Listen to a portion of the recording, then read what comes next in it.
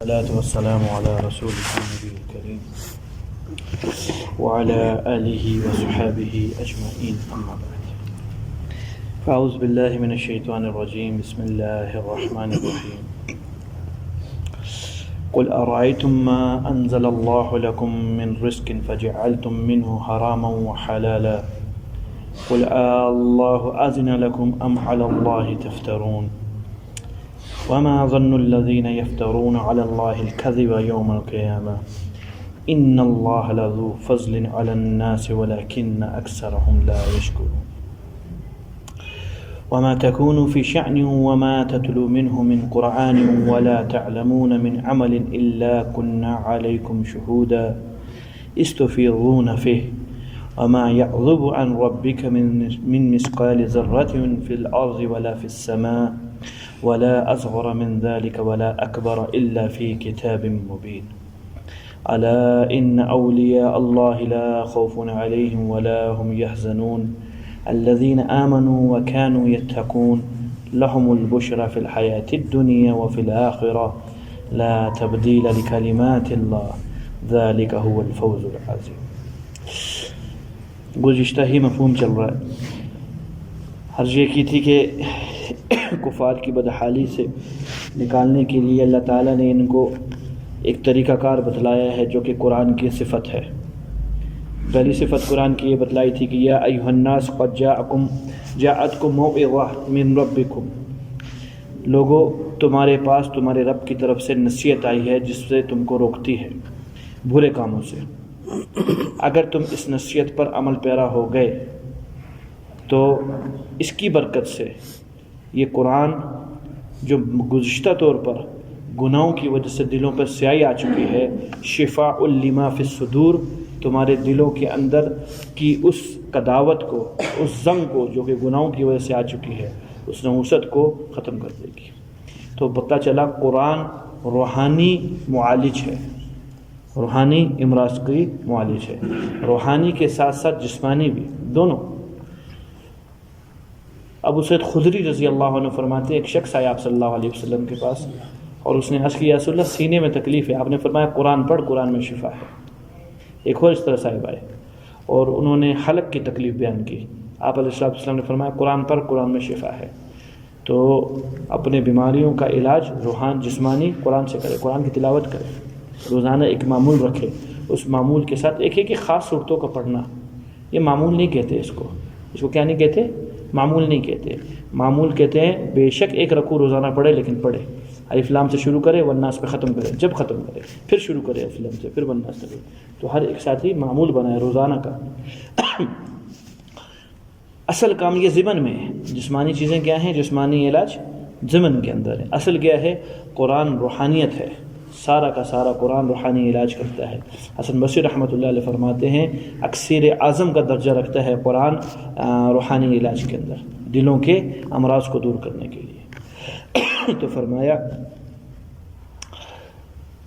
جب تم قرآن کی نصیحتوں پر عمل کرنا شروع کر دو گے تو جو گزشتہ دور کے اوپر جو غلطیاں ہوئی ہیں، جس کی وجہ سے ایک دلوں کے اندر زنگت آئی ہے اور نحوست آئی ہے، یہ قرآن کی برکت سے وہ زنگت اور نحوست ختم ہو جائے گی. پھر وہدن، اور یہ قرآن رہنمائی کرتا ہے اچھی کاموں کی طرف، بھلائی کی بات کرے گا، اچھے کام کی طرف بتلائے گا.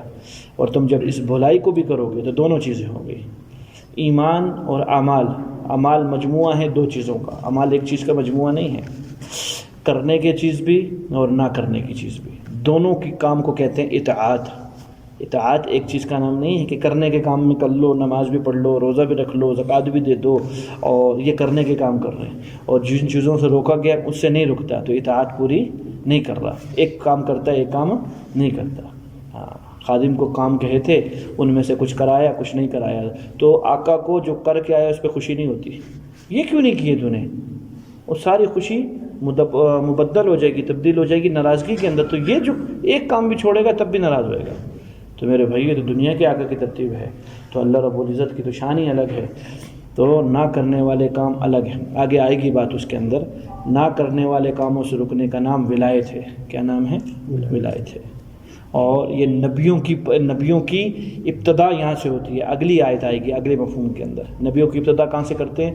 ہر نبی کے لیے ولی ہونا لازم ہے. ولایت ہر نبی کے ساتھ کیا ہے؟ خاص ہے. ولایت کی مختلف اقسام ہیں.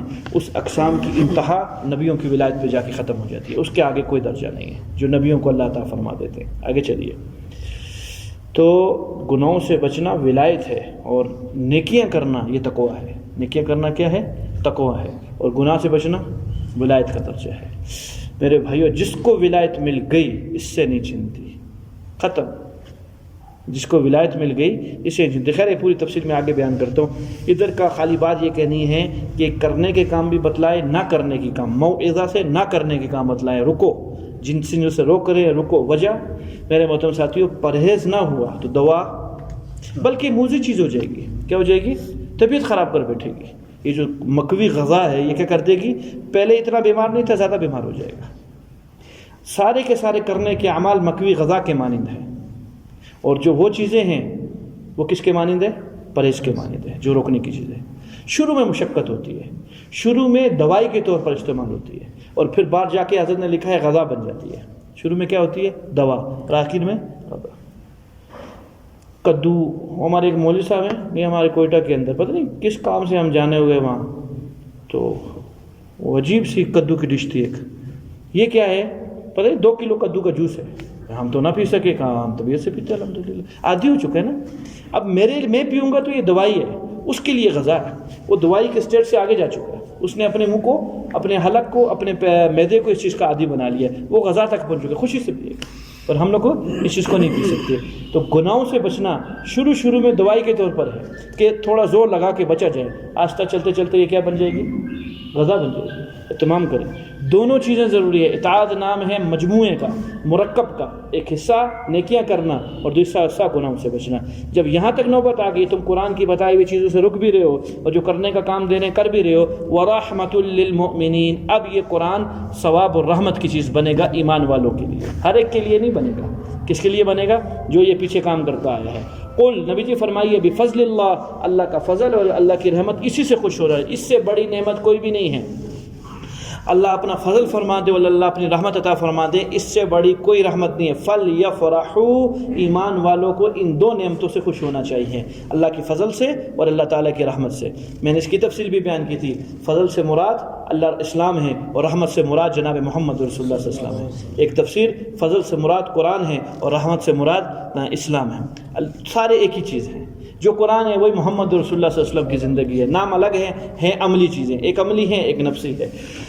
تو فرمایا ایمان والوں کو ان چیزوں پہ خوش ہوں. آگے فرمایا، قل، نبی جی ان سے ایک ارشاد کیجئے، فرمائیے، ارائیتم، تم مجھے بتلاؤ، ما انزل اللہ لکم من رزق، اللہ تعالیٰ نے جو تمہارے لیے رزق اتارا ہے، فجعلتم منہ حراما و حلالا، اپنی مرضی سے بعضوں کو تم نے حلال قرار دے دیا اور بعضوں کو تم نے حرام قرار دے دیا. قل، تم مجھے بتلاؤ، نبی جی نے فرمائے، اللہ اذن لکم، اللہ نے تمہیں اس چیز کی اجازت دی ہے کہ اللہ کی منتخب کی ہوئی چیز میں سے بعضوں کو حلال کہہ دو اور بعضوں کو حرام کہہ دو. ام علی اللہ تفترون، یا تم اللہ کی ذات پر افترا کر رہے ہو، جھوٹ باندھ رہے ہو. ہم نے یہ کام نہیں کیا. یہ مشرکین مکہ تھے. صائبہ، سام، وسیلہ، یہ بتوں تھے، کچھ جانوروں تھے، ان کے نام تھے. ان جانوروں کو استعمال نہیں کیا کرتے. یہ بت کے نام پہ چھوڑ دیا کرتے تھے. اللہ کی حلال کی وہی گائے ہیں، نام انہوں نے یہ رکھ دیا. جو دوسری گائے ان لوگوں نے حلال کی ہوئی ہے، یہ بھی وہی گائے ہے، نام بدلنے سے اس کو کہتے ہیں یہ ہم پر حرام ہے، یہ بت کے نام کی لحاظ سے اس کو ہم کبھی بھی نہ کھائیں گے. ہمارا اس کے معاملے میں دین کے ساتھ معاملہ ہے. اپنی طبیعت سے بعض چیزوں کو جو طبیعت مانتی ہیں اس کو حلال کہتے ہیں، اور جو جس چیزیں نہیں مانتی اس کو کیا کہتے ہیں؟ میرے بھائیوں، گناہ کو گناہ نہ سمجھنا کفر تک پہنچا دیتا ہے. تھوڑی سی تفصیل بیان کروں گا کیونکہ معاملہ نازک ہے. حالات ایسے ہیں کہ سراطن بیان بھی نہیں کر سکتے. ہم سب بعض گناہوں کے اندر ملوث ہیں. عوام خواص بھی ملوث ہے اور اس کو گناہ نہیں سمجھتے. ان میں سے پہلی چیز یہ جو میرے گرد 4 6 8 بت پڑے ہوئے ہیں، ان سے تصویر کھینچی جاتی ہے. ایک آدمی اگر اس چیز کا اس میں ملوث ہے، اس گناہ پہ تصویر کشی کے اوپر گناہ سمجھ کے استعمال کرے. کیا سمجھ کے استعمال کرے؟ کبھی بھی حلال سمجھ کے استعمال نہ کرے. کفر کا اندیشہ ہے. اللہ کی حرام کی بھی چیز کو کیا کرے گا؟ حلال کرے گا. ہمیشہ جمہور کے ساتھ چلو، اس چیز کی طبیعت بنا لو. دائیں بائیں کی آوازوں کے اوپر کبھی اطمینان نہ کرو، اللہ تقوی نصیب فرمائے گا۔ کیا نصیب فرمائے گا؟ تقوی نصیب فرمائے گا۔ ہر دور کے اندر ایک الگ سی آواز ضرور لگی ہے، صحابہ کے دور سے یہ چلی آ رہی ہے بات، ہمارے دور سے نہیں ہے۔ کس دور سے ہے؟ صحابہ کے دور سے ایک الگ جدا آواز ضرور لگا کرتی تھی، لیکن جمہور صحابہ جو تھے، جو عقل مند لوگ تھے، وہ عقل مند لوگ اس اکثریت کے پیچھے چلا کرتے تھے جس کے پیچھے کیا تھا؟ سب چل رہے ہیں۔ ایک آواز والا وہ جانے، اس کا اللہ جانے، صحیح ہوا تو ثواب پا جائے گا، غلطی ہوئی تو وہ اللہ کو جواب دے گا۔ ہم لوگوں نے کس کے پیچھے چلنا ہے؟ معروف رستے پہ۔ شام کے ٹائم پہ بڑے بتایا کرتے تھے بچپن میں، غیر معروف رستے سے سائیکل نہ لے کے جانا، کوئی چوری کر لے گا۔ کہاں سے لے کے جانا؟ معروف رستے سے، جہاں سب لوگ جا رہے ہو نا، شارع عام ہو، ان کے پیچھے لگے رہیے، یہاں پیچھے چور نہ آئے گا، اجنبی رستے پہ چور آ جائے گا۔ تو اشاروں میں اس لیے بات کر رہا ہوں، یہ چیز کو جمہور نے حرام قرار دیا ہے۔ کیا قرار دیا ہے؟ حرام قرار دیا ہے۔ اس سے بچنے کی پوری کوشش کی جائے۔ اگر کوئی غریب گناہ کے اندر ملوث ہے تو اپنا علاج کروائے، جب تک علاج مکمل نہیں ہوتا اور اس کام میں ملوث ہوتا ہے دن میں کئی بار، تو اس کو گناہ سمجھے کہ میں نے کیا کیا ہے۔ اعلیٰ درجہ ایمان کو تو یہ ہے کہ فوراً بالفور سنتے ساتھ ہی سارا معاملہ ختم کر دیں۔ جو پہلے یادگاریں رکھی ہوئی ہیں، کیا یادگار؟ اللہ کو ناراض کر کے کوئی یادگار ہے؟ یہ کیسی یادگار ہے جس سے اللہ بھی ناراض ہو اور یہ یادگار بھی ہو؟ حرام ہے میرے محترم ساتھیوں، بچا جائے، خوب بچا جائے۔ اپنی طبیعت کی چیز حلال کر لی، اپنی طبیعت کی چیز حرام کر لی، اس سے تھوڑا آگے اور چلتا ہوں۔ بینکاری ہماری جتنی ہے، جتنا علماء نے اجازت دی ہے اس سے آگے ہرگز تجاوز نہ کرو۔ حرام نہیں سمجھتا، کیا کہتا ہے؟ میں نے کیا کی ہے؟ بولو نا، محنت کی ہے۔ کہتا ہے محنت سے میں نے یہ کمایا ہے۔ تیری محنت زیادہ ہے یا چور کی؟ بولو نا، چور کی۔ جان کو خطرے میں ڈال کے، خاندان کو خطرے میں ڈال کے پکڑا چل گیا، فلاں خاندان کا بندہ تھا جو چوری کرنے آیا تھا رات کو، پورا خاندان کو ملامت کروائے گا، تو محنت کرتا ہے۔ بولو بھائی، کوئی مولوی صاحب، کوئی عام آدمی اس کی کمائی کو حلال کہہ دے گا کہ بھائی محنت کر کے اس نے کمایا؟ نہیں، حلال کہنا چاہیے۔ بولو نا۔ تو پتہ چلا ہر کمائی کو، ہر محنت کی بھی کمائی کو حلال نہیں کہتے، وہ تو شریعت نے اصول بتلائے ہیں، ان اصولوں پہ چل کے جو کماؤ گے، بے شک محنت بھی نہ ہو تب بھی حلال ہے۔ ضروری تھوڑی کہ کمائی کا تعلق محنت سے، حلال کا تعلق محنت سے ہے۔ جو محنت کی کمائی ہوگی وہی حلال ہے، جو بغیر محنت کی ہوگی۔ آپ نے مجھے ہدیتاً 1000 روپیہ دے دیا، میں نے محنت کی تھی تو یہ حرام ہے، کیونکہ میں نے تو محنت ہی نہیں کی اس پر۔ حلال اور حرام کا تعلق محنت سے نہیں ہے، حلال اور حرام کا تعلق شریعت کے اصولوں سے ہیں۔ جو اصولوں کے ساتھ منطبق ہوتی جائے گی چیز، وہ حلال ہوتی جائے گی، شریعت سے منحرف ہوگی وہ حلال نہیں ہوگی۔ اگر کوئی ملوث ہے تو اس کو حرام سمجھ کے کرے، انشاءاللہ توبہ کی اللہ ضرور توفیق دے دیں گے۔ ہر درمی کے اوپر توبہ کی توفیق نہیں ملتی۔ تو یہ ہم نے اپنی طبیعتوں سے یہ چیزیں کی ہوئی ہیں۔ اور آگے چلیے، لباس کا مسئلہ آتا ہے۔ حضور صلی اللہ تعالی وسلم سے محبت کے ناطے، آپ کی اتباع کے ناطے 100% حضور صلی اللہ علیہ وسلم کا لباس پہننا چاہیے۔ 12 شرائط ہیں۔ کتنی شرائط ہیں؟ کرتا بنا لینے سے سنت تھوڑی ادا ہو جائے گی۔ 12 شرطوں پر لباس آئے گا تو سنت کے مطابق ہوگا۔ پوچھیں یہ 12 شرائط کون سی ہے؟ اور اس کو بھی عین سنت نہیں کہیں گے کہ یہی ہے وہ سنت، جو لباس جو مشابہ سنت ہے۔ کیا ہے؟ سنت کے مشابہ ہیں، ورنہ تو سنت تو بڑی اونچی چیز ہے اور خواب صلی اللہ علیہ وسلم کی ہے۔ لباس کی بات ہوگی، وضاقتہ ساری کی ساری، سر کے بالوں سے لے کر پاؤں کے ناخنوں تک حضور صلی اللہ علیہ وسلم کی ترتیب پر آنا نہیں آتا۔ اس کو گناہ سمجھے، مطمئن نہ ہو کر بیٹھے صوفی صاحب وہ نماز پڑھنا بہت ہے نا، اور کیا چاہیے مجھ کو نا۔ اطمینان کفر ہے، تیری یہ نماز اللہ جانے قبول بھی ہے نہیں۔ یا داؤد لیس کل من صلی قبلت صلاۃہ، ہر نمازی کی نماز قبول نہیں کرتے، ترتیب ہے اللہ کی، دستور ہے۔ میری ساری عبادت اٹھا کے منہ پہ مار دے، کیا کر سکتا؟ کوئی کر سکتے اللہ کی ذات کا؟ کچھ نہیں کر سکتے۔ قوانین بتلائے ہیں، اصول بتلائے ہیں، ان اصول پہ چلو گے تو تیری گنگا بہے گی، ورنہ دائیں بائیں چلو گے کوئی اثر نہیں ہے، کوئی قبول نہیں ہے۔ تو ضرور ہے طبیعت کی چیز کو حلال سمجھو، طبیعت کی چیز کو حرام سمجھو نہ۔ جو میرے محمد رسول اللہ علیہ وسلم کا فرمان آیا ہے، جو قرآن نے مجھے بتلایا ہے، بے شک میں کمزوری کی وجہ سے نہیں کر سک رہا ہوں، لیکن میں اپنے آپ کو غلط کہوں، میں غلط کام کر رہا ہوں، میں انشاءاللہ آؤں گا ترتیب پر۔ دیکھو اللہ دنوں میں توفیق عطا فرما دیں گے، یہی تو ندامت ہے۔ انشاءاللہ ندامت پہ ضرور توفیق ملتی ہے۔ یہ گفتگو ہوئی۔ ان کا ظاہر تو حلال حرام میں نے کہا جانوروں کا کیا ہوا تھا، ہم نے اس کو کسی اور ترتیب پہ چلتے ہیں اور اپنے آپ کو مطمئن بھی بناتے ہیں، طبیعت کے دین پہ چل لیتے ہیں۔ جو دین مشکل ہو جاتی ہے چیز، اس کے اوپر تعویلیں بنا کر اپنی جان چھڑانے کی کوشش کرتے ہیں۔ تعویلوں سے جان نہیں چھوٹتی میرے بھائی، تعویلوں سے کبھی جان نہیں چھوٹتے۔ وما ظن الذین یفترون علی اللہ الکذب یوم القیامہ، ان کا جو گمان ہے یہ جھوٹوں کا، جنہوں نے اللہ کی ذات پر افترا کیا، اللہ کی حلال کی ہوئی چیز کو حرام کر دیا، اللہ کی حرام کی ہوئی چیز کو حلال کر دیا، اللہ پر جو انہوں نے جھوٹ بولا، ان جھوٹوں کا حشر کل قیامت کے دن جو انہوں نے گمان باندھا ہوا ہے، گمان یہ باندھا ہوا ہے جن کی پوجا کرتے ہیں وہ بچا لیں گے، جن کی پوجا کر رہے ہیں یعنی مشرکین مکہ سے ایک نام ہے، وہ بت خود بچائیں گے۔ ان کا فیصلہ اللہ نے پچھلے رکوع کے اندر فرما دیا کہ بتوں کو بھی اللہ زبان دیں گے اور ان کو بھی سامنے کھڑا کریں گے، اور ان کے دل میں جو محبت تھی وہ محبت کو سب سے پہلے ختم کریں گے، جس کی یہ محبت ہی شہوت کا نام ہے، جس کی وجہ سے انسان گناہوں کے عروج پر جاتا ہے، اس چیز کو ختم کریں گے۔ اب دیکھ حقیقت کی آنکھ سے، بت کہیں گے انہوں نے ہماری کبھی عبادت نہیں کی، کیوں؟ پتھر تو مجبور محض چیز ہے، اس کو کیا معلوم کہ مجھے کوئی سنا رہا ہے یا میرے سامنے سجدہ کر رہا ہے۔ اصل میں عبادت شیطان کی تھی، بت کی عبادت، بت تو ایک درمیان میں ذریعہ بنا ہوا تھا جو کہ ایک شکل آخرت کے اندر پتہ چل جائے گی حقیقت اس چیز کی کہ حقیقتاً ہمیں تو آواز ہی نہیں آئی ہے کہ بھی ان کی اللہ اکبر کہنے کی، ہمیں تو آواز بھی نہیں آئی ان کے سجدہ کرنے کی، اصل عبادت کس کی تھی؟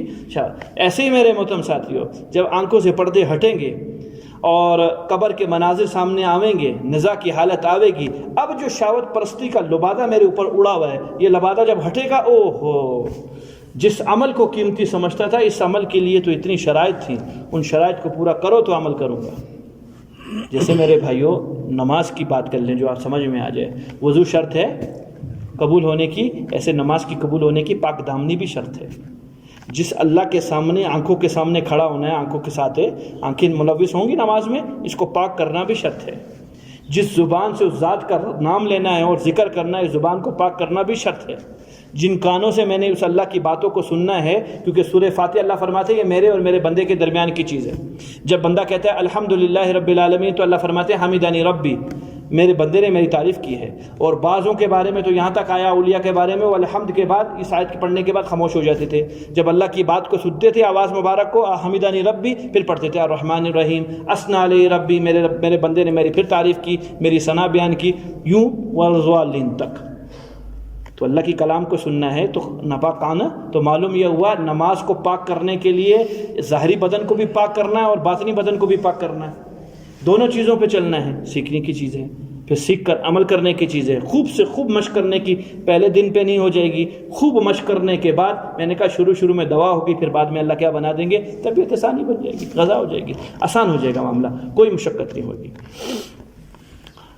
ان اللہ لذو فضل علی الناس، اللہ تو ہر ایک انسان پر فضل کرنے والے ہیں، رحمت کرنے والے ہیں، لیکن کوئی لے تو صحیح، ولیکن اکثرهم لا یشکرون، اکثر ناشکرے لوگ ہیں۔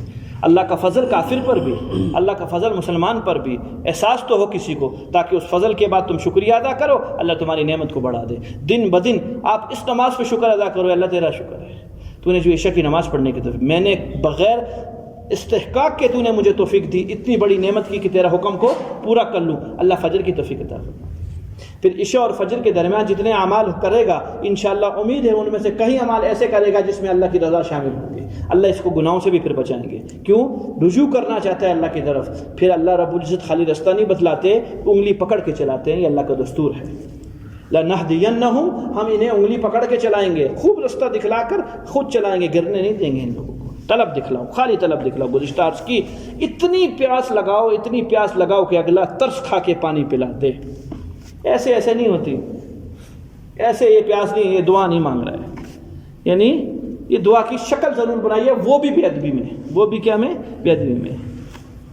باتوں آگے ذہن میں پھر بھول جاؤں گا۔ میرے بھائیو ترتیب یہ دیکھی گئی ہے، نماز کے بعد ساتھی پیچھے جاتے ہیں، جائیں، پابندی نہیں ہے، لیکن مسلمان کا اکرام کیا ہے کہ کندھے نہ پھلانگے جائیں، کندھے اگر نہیں جگہ بنتی بے شک پیچھے جا سکتے، وہ نماز نہیں پڑھ رہے، دل کو دونوں متصل ہیں نا، کندھے نہ پھیلانگے، آگے آ جائے، ادھر ہی کھڑا ہو جائے۔ فرض تھوڑی ہے کہ پیچھے ہی جانا ضروری ہے، نہیں سمجھ میں آئی؟ مسلمان کی کرام انتہائی بے کرامی ہوتی ہے، سیکھی نہیں ہے چیز، پتہ نہیں ہے، وہ غریب ادھر ہوگا، وہ ادھر ہوگا، پھر جائے گا، بعض تو اللہ معاف فرمائے نمازی کے آگے سے گزر رہے، غلط بات ہے۔ مسلمان کا اکرام فرض ہے، فرض۔ ان مسلمان کی جوتیاں مجھ سے افضل ہیں، وہ تو اس کی ذات تو اتنی اونچی، اس کے جوتے مجھ سے افضل ہیں، جب چلیں خیال کیا جائے۔ وما تکون فی شأن، اب اللہ تعالیٰ اپنے علم محیط کی خبر دے رہے ہیں امت کو، اور تسلی ہے آپ صلی اللہ علیہ وسلم کو کہ نبی جی ان کی ہٹ درمی آپ کا نقصان نہ کر سکے گی، ہم آپ کی حفاظت کرتے رہیں گے۔ وما تکون فی شأن، نبی جی آپ کسی حالت میں بھی ہو، اعلانیہ حالت میں ہو یا سری حالات میں ہو، اپنے گھر والوں کے ساتھ ہو، مجمع کے ساتھ ہو. وما تتلو منہ من قرآن، قرآن کو کہیں سے بھی آپ تلاوت کریں، آپ کو بھی ہم خوب جان رہے ہیں، اوپر سے بیٹھے دیکھ رہے ہیں. ولا تعلمون من عمل الا كنا عليكم شهودا، اور یہ لوگ جو بھی عمل کر رہے ہیں، چھپ کے کر رہے ہیں، اعلانیہ کر رہے ہیں، ہم ان پر حاضر ہیں. آپ کے خلاف سازشیں بناتے ہیں، ہم دیکھتے ہیں یہ کیا کرتے ہیں، ہم جانتے ہیں. استفیضون فی، جن جن کاموں کے اندر یہ مصروف حال ہیں، اللہ فرما رہے ہیں ہم ان تمام حالوں سے خبر ہے. ٹوٹے ہوئے دل کی تو بہت ہی زیادہ خیر کرتے ہیں، بہت ہی زیادہ اس کے ساتھ ترس کھاتے ہیں. جو کون ہوتا ہے؟ ٹوٹا ہوا دل تنہائی میں بیٹھ کے جب پکار رہا ہوتا ہے اور وہ مانگے اس میں نعمت سے مراد دین. میرے بھائیوں، گویا اس نے اللہ کو لے لیا، اللہ کو پا لیا. اللہ اس کی بہت قدر کرتے ہیں کہ اکیلے میں بیٹھا، اس کے ساتھ دنیاوی ضروریات سب لگی ہیں، دنیاوی خواہشات لگی ہیں، تنہائی میں بیٹھ کر مجھ کو مانگ رہا ہے. نہیں دیں گے. کافر کو کفر دیں گے، کافر کو نعمتیں دیں گے. مسلمان جو کہ دین سے دور ہیں وہ دنیا مانگے ان کو دیں گے، اور اسلام والا بندہ کسی کنارے میں بیٹھ کر آنکھوں سے آنسو بہائے اللہ سے مانگے اور اللہ اس کو اپنا آپ نہ دیں گے. یہ دستور ہی نہیں ہے، رب کا قانون ہی نہیں ہے. پہلے ابتدا کے اندر دیں گے، بلکہ یہاں تک فرمایا روایات میں آتا ہے وہ قرآن پڑھنے والے اور وہ ذکر کرنے والے جن کو قرآن اور ذکر کی وجہ سے دعائیں مانگنے کی یا دیگر اعمال کی مشغولی نہیں لگنے دیتی، فرمایا ان سے افضل دوں گا. کیا دوں گا؟ مانگنے والوں سے افضل ان کو عنایت فرماؤں گا اور عطا فرماؤں گا. نبی جی آپ کی بھی حالت اور ان لوگوں کی بھی حالت سے ہم باخبر ہیں، آپ پریشان نہ ہوئیے. وما يعزب عن ربك من مثقال ذرة في الارض ولا في السماء، کوئی ایک ذرہ، خواہ وہ ایک مثقال رائی کے دانے کے برابر ہی کیوں نہ ہو، نہ ہی زمین میں، نہ ہی آسمان میں، نہ ہی چھوٹا نہ ہی بڑا، اللہ کی نگاہوں سے اوجھل نہیں ہو سکتا. پتا گرا، درخت سے گرا، کتنی بل کھائے، کتنی کلابازیاں کھائیں، الٹا گرا سیدھا گرا، رب جانے کس سے گرا. فلاں چونٹی نے آج کیا کھایا اللہ جانے، فلاں ملک کے اندر کیا کھایا اللہ جانے. بڑی سے بڑی مخلوق بھی غافل نہیں اور چھوٹی سے چھوٹی مخلوق سے بھی غافل نہیں. یہ رب ہے. فرمایا اللہ فی کتاب مبین، لوح محفوظ کے اندر سب کچھ لکھا ہے. سنیے جی، الا ان اولیاء اللہ لا خوف علیہم ولا هم یحزنون. دنیا میں رگڑے کھانے والے ان کو اللہ کیا دیں گے؟ پہلے ترجمہ سنیے لوگوں، غور سے سنو. حرف تنبیہ، اعلیٰ، توجہ دلوانے کے لیے، متنبہ کرنے کے لیے، متوجہ کرنے کے لیے. لوگوں متوجہ ہو جاؤ. ان اولیاء اللہ لا خوف علیہم ولا هم یحزنون. اللہ کے جو ولی ہیں ان کو نہ آئندہ کے آنے والے خدشات سے کوئی خوف ہے اور نہ ماضی میں جو ان سے کھو چکا ہے نہ ان چیزوں پر کوئی غم ہے. حزن ہوتا ہے ماضی کی چیز پر، ماضی میں کچھ چیز نقصان چاہ رہا تھا نہیں ہو سکا پورا، اس پہ غمگین ہوتا ہے انسان. فرمایا ماضی کی کسی چیز پر بھی یہ غم نہ کریں گے اور آخرت کی بھی کسی مناظر سے بھی ان کو کوئی خوف نہیں ہوگا. ولایت کا سب سے چھوٹا درجہ ہر مسلمان کو حاصل ہے. ولایت کا سب سے پہلا درجہ وہ ایمان لاتے ساتھ ہی ہر مسلمان کو مل جاتا ہے. ولایت کہتے ہیں قرب کو، قرابت کو. بلکہ اس سے بھی تھوڑی آگے کی بات کروں، تمام چیزوں کے پیدا ہونے میں اللہ رب العزت کا ایک رابطہ شامل ہے جس کو قرب کہتے ہیں. خواہ وہ چیز حیوان ہو، خواہ وہ چیز کافر ہو. اتنا قرب تو کافر کو بھی اللہ سے ہے پیدائش کے وجود میں آنے میں، ورنہ وہ چیز وجود میں دنیا میں آ ہی نہیں سکتی اگر یہی رابطہ اور قرب اللہ کا نہ ہو اس کے ساتھ. حیوانات کے بھی ہیں، حیوانات کو بھی اللہ سے ایک درجے کا قرب ہے، کافر کو بھی اللہ کا ایک درجے کا قرب ہے، لیکن یہ قرب محض پیدائش کے لیے ہے. کس چیز کے لیے؟ پیدائش کے لیے. پیدا ہو گیا. اب قرب کا اگلا درجہ جس کو میں کہتا ہوں ولایت کی ابتدا، وہ ایمان لاتے ساتھ ہی ہے. وہ ابتدا اس ٹائم پہ وہ ولایت کا درجہ میرے کو بھی اس وقت حاصل ہے، آپ کو بھی اس وقت حاصل ہے، کیونکہ ہم سب الحمدللہ مسلمان ہیں. اب اس کے بعد اس درجوں کے اندر تفاوت، فرق ہے، اور فرق ہوتے ساتھ ساتھ انتہا ہے. انتہا ولایت کی ختم ہوتی ہے انبیاء کے ایمان پر. اس کے آگے ولایت کوئی بھی نہیں ہے. اس کے آگے قرب کے درجات ہیں، ولایت ختم ہو چکی ہے. قرب کے درجات ہیں، اس کے آگے ولایت نہیں ہے.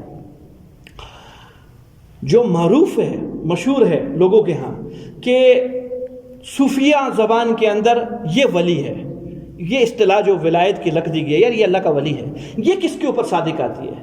میرے محترم ساتھیوں، اس آدمی کو ولی کہتے ہیں جس نے فنائے نفس تک جو پہنچ چکا ہو، اپنے نفس کو فنا کر دیا. اس کو صوفیہ کی اصطلاح میں کیا کہتے ہیں؟ ولی کہتے ہیں. اب سنیے فنائے نفس کیا ہے. جمعے میں نے اسی پر بات کی آج. اپنے آپ کو، اپنی مرضی کو اللہ کی مرضی پر فنا کر دینا، اپنی محبت کو اللہ کی محبت پہ فنا کر دینا. فنا کیا کر دینا؟ اب ایسا ہو جانا کہ گویا جو اللہ کی مرضی ہے وہی میری مرضی ہے، جو اللہ کی محبت ہے وہی میری محبت ہے. اس کو کہیں گے اصطلاح کے اندر کیا نام ہے کہ یہ بندہ کیا ہو چکا ہے، یہ ولی بن چکا ہے. 3 باتیں ہیں اس کے اندر. سب سے پہلی چیز، کس چیز کا ان کو خوف نہیں ہوگا اور کس چیز سے غمگین نہیں ہوں گے، اس سے مراد کیا ہے. دوسری چیز، ولی کی تعریف کیا ہے. تیسری چیز، ولی کی پہچان کیا ہے. اور اگلی آیت میں فرمایا ہے کہ ان لوگوں کے لیے دنیا کے اندر بھی بشارتیں ہیں اور آخرت کے اندر بھی بشارتیں ہیں. وہ بشارتیں کیا ہیں؟ کچھ آج ہو جائے گا، کچھ انشاءاللہ ابتدائی کل اس سے کریں گے. پہلی چیز اللہ نے ابتدا یہاں سے کی کہ ان کو نہ دنیاوی پریشانی نہ آخرت کا کوئی خوف. جن چیزوں کی وجہ سے اہل دنیا پریشان ہوتی ہے اللہ ان کو پریشان ہونے نہیں دیں گے. اہل دنیا اپنی شہوت اور نفس پرستی کی وجہ سے پریشان ہوتی ہے. بھیا ایسے تھوڑی شہوت پرستی ہو سکتی ہے اور نفس پرستی، اس کے لیے تو اسباب چاہیے. کیا چاہیے؟ اسباب چاہیے. اللہ تعالیٰ نے ان کو ان دونوں چیزوں سے پاک کیا ہے. نہ یہ نفس پرست لوگ ہیں نہ یہ شہوت پرست لوگ ہیں. ان کو اسباب کی ضرورت نہیں ہے. انہوں نے اسباب جمع کرنے نہیں. نفس پرست اور شہوت پرست آدمی کیا کرتا رہے گا؟ ان اسباب کے پیچھے ساری زندگی پریشان ہوتا رہے گا. شہوت کو پورا کرنے کی کوئی انتہا نہیں، نفس پرستی کی کوئی انتہا نہیں. موت آ جائے گی، نہ شہوت پوری ہوگی نہ نفس پرستی پوری ہوگی. ساری زندگی اسباب جمع کرتے کرتے کرتے لگ جائے گا، مر جائے گا. گویا ساری زندگی غمگین رہے گا، پریشان رہے گا. اللہ نے دھندوں سے ان کو محفوظ رکھا ہوا ہے، ان کو کسی قسم کی کوئی پریشانی نہیں ہوگی. دوسری چیز، لا خوف علیہم، آخرت کے کسی مناظر سے یہ عقلی طور کے اوپر اندیشہ نہیں کریں گے. بلکہ میں نے آج کہا الموت جسر یمیل الحبیب الی الحبیب، موت تو ایک پل بنے گا ان کے لیے کہ ایک حبیب کو دوسرے حبیب سے جا کے ملا دے گا. خوشی کے ساتھ اللہ تعالیٰ کے پاس جانا پسند کریں گے. ہاں، اللہ کی جلال کی وجہ سے، اللہ کی عظمت کی وجہ سے، اللہ کی خشیت کی وجہ سے کانپیں گے، ضرور کانپیں گے. وہ محبت کی وجہ سے کانپ رہے ہیں کہ ہم نے اس ذات کا حق ادا نہیں کیا. میں نے کہا نبیوں کا آخری کلمہ کیا ہوتا ہے؟ نبی کلمے کی کیا گواہی دے کے جاتا ہے کہ میں جانے لگا ہوں دنیا سے. ما حق کا ما عبدنا حق کا عبادتک، اللہ جیسے تیری عبادت کرنی چاہیے تھی حق ادا نہیں کر کے جا رہے. ما عرفنا حق کا معرفتک، اللہ جیسے تیری معرفت سینوں میں رکھنی چاہیے تھی تیرے کو پہچان کے نہیں جا رہی. یہ نبی کا آخری کلمہ ہوتا ہے. سب چیزوں سے اللہ نے پاک کیا ہے. آخرت میں کسی قسم کی ان کو کوئی پریشانی نہیں ہونی، لیکن تب بھی گھبرا رہے. تو یہ گھبراہٹ اس کے منافی ہے، اس کی الگ چیز ہے. یعنی عقلاً طور کے اوپر تو یہ لوگ بالکل مطمئن ہے، لیکن کیونکہ دل میں اللہ سمائے ہوئے ہیں تو دلی طور کے اوپر، طبعی طور کے اوپر یہ بالکل محو ہوتے ہیں کہ پتہ نہیں اللہ کسی چیز کے اوپر پکڑ ہی نہ رہے. ان کو عام بندوں کو وہ کیفیت نہیں حاصل ہوتی ہے. تو یہ ہے نہ دنیاوی خوف نہ آخرت کا خوف. ولی کی پہچان سنیے جی، ابن ماجہ شریف کی روایت ہے سیاستہ میں سے.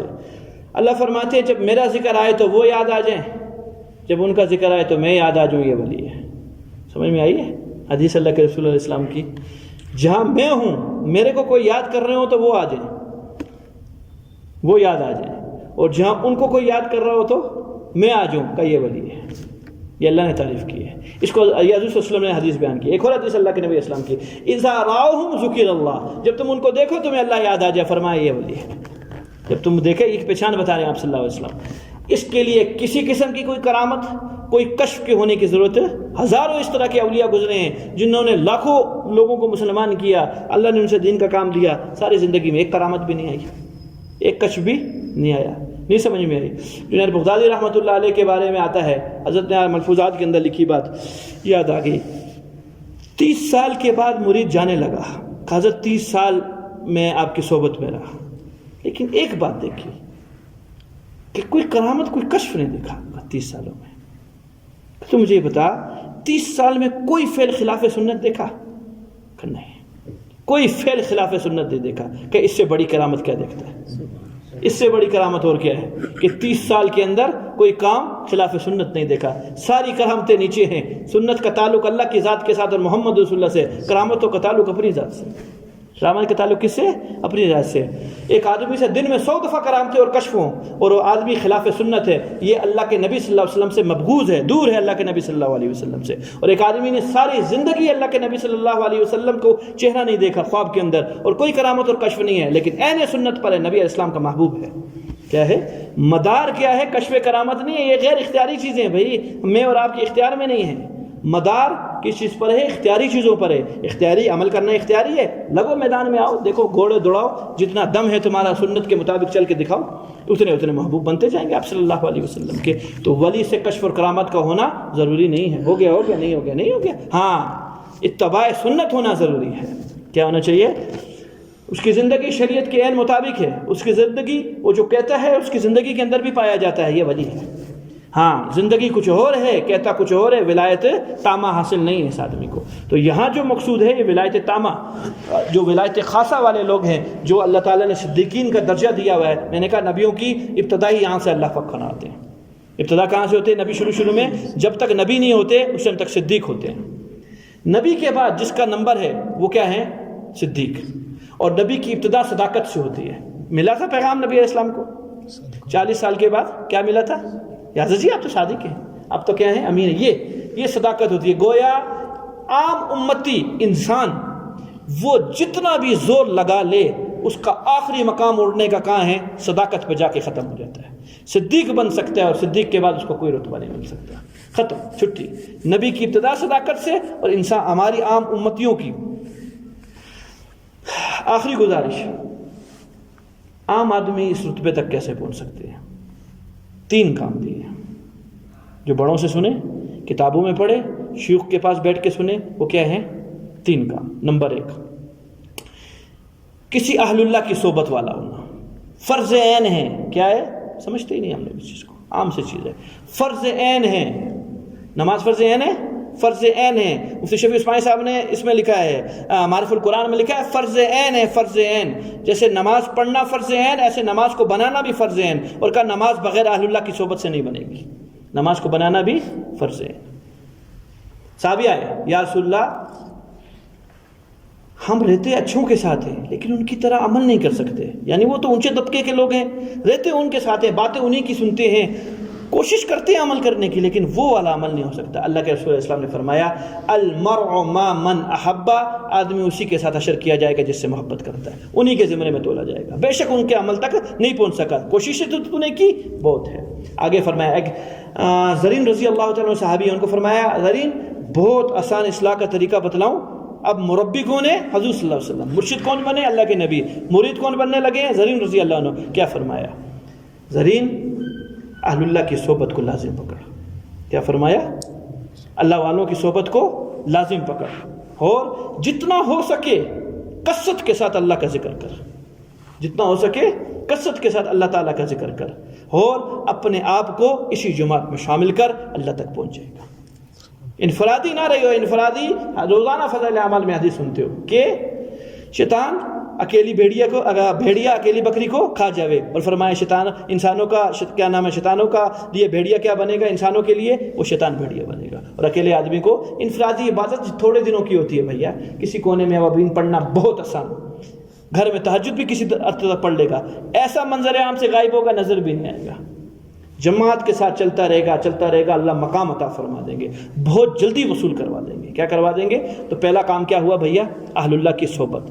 پھر اس کے بعد ان کی اطاعت. خالی صحبت سے تھوڑی کام بنے. اہل اللہ سے بڑا چیز تو قرآن ہے. قرآن کی بڑھ کر صحبت کیا چیز ہے؟ قرآن کی زندگی پر عمل نہ کریں تو اہل اللہ کی زندگی پر عمل کرنے سے کیا ہوگا جب تک عمل نہ کیا تو اہل اللہ کی صحبت کے بعد اہل اللہ کی اطاعت بھی کرنی. جو پیغام دے رہے ہیں اس پر کیا کرنا ہے؟ چلنا بھی ہے. اور تیسرا کثرت ذکر. اس سے اللہ ولایت عطا فرما دیں گے. مشکل کام ہے؟ بہت آسان کام ہے. صرف شروع کے اندر تکلیف ہوتی ہے، پھر تکلیف نہیں ہوتی. اللہ کی قسم نہیں ہوتی. جو بنے ان سے پوچھو، وہ کہیں گے ہاں شروع کے اندر تو سینے پہ چھریاں چلتی ہیں، ایک قسم کا ڈرل مشینوں کے اندر گھسایا جاتا ہے، پھر کچھ عرصے کے بعد نکھر کرو وہ چیزیں عادت بن جاتی ہیں. اب سنیے جی، میں نے کہا تھا شروع کے اندر ولی کی ولایت سلب نہیں ہوتی. اس کا شیطان، ولی کا جو شیطان ہوتا ہے ولی کے ہاتھ پر مسلمان ہو چکا ہوتا ہے. اب شیطان گھٹنے ٹیک دیتا ہے، بس ہو گیا بابا، تجھ سے نہ جیت سکیں. یہ میں کتابی کی بات سنا رہا ہوں، اپنی طرف سے نہیں بات سنا رہا. اب اس بندے سے ہاں گناہ پھر بھی ہوگا، کیونکہ نبی تھوڑی ہے، کبھی وسوسہ آ جائے گا، کبھی کچھ ہو جائے گا. نبی ہی محفوظ ہے، اس کے علاوہ کوئی آدمی محفوظ نہیں ہے. پھر لیکن اس کا گناہ، اس کی نیکی اس کو وہاں تک نہ پہنچائے گی جو اس کا گناہ پہنچائے گا. سنیے، صحابی محفوظ تھے. صحابی کون تھے؟ محفوظ تھے، معصوم نہیں تھے. حرکتیں پھر بھی کبھی کبھار کوئی نہ کوئی سرزد سنیے جی. امیر معاویہ رضی اللہ عنہ کی تہجد فوت ہوئی گناہ نہیں ہے.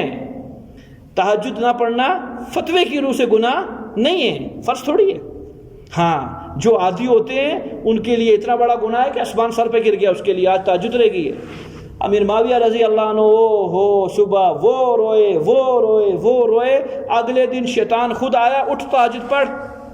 کہ تیرا کیا کام میری تہجد کے ساتھ، تو روکنے والا ہے تہجد کا. نہ تیرے نہ پڑھنے سے تو اس مقام پہ پہنچ چکا ہے کہ جو پڑھنے سے نہیں پہنچا تھا. میں نے کہا وہیں رہنا جہاں ہے، آگے تو نہ نکل، چل اٹھو تہجد پڑھو. روایت کی بات سنائی ہے، پیٹ کی بات نہیں سنائی ہے. پھر ان لوگوں سے اگر غلطیاں ہوں گی بھی تو ادھر پہنچ جائیں گے جو عمل کے ذریعے نہیں پہنچ سک رہے تھے، اللہ وہاں تک پہنچا دے گا. مشکل کام نہیں ہے، بہت بالکل مشکل کام نہیں ہے. کیوں؟ اللہ نے انسان کو اس کام کا مکلف ہی نہیں بنایا جو مشکل ہے. مکلف ہے، جب کام دے رہے ہیں تو سمجھو بس میں ہے، بس میں ہے. ہاں مشکل کہاں پڑے گی؟ مشکل چلنے میں تھوڑا پڑے گی. بھیا بچہ جب چلتا ہے تو مشکل ہوتی ہے نا، پھر جب بڑا ہو جاتا ہے آپ لوگوں کو چلنے میں کوئی مشکل ہے؟ کوئی مشکل نہیں ہے. یہی ترتیب ہے شروع میں، لیکن استقامت چاہیے. اللہ مقام دے دیتے ہیں. اللہ اکبر، کافی ہے جی. اچھا جی، ایک گزارش کرنی ہے. گزارش یہ ہے، بس کرو.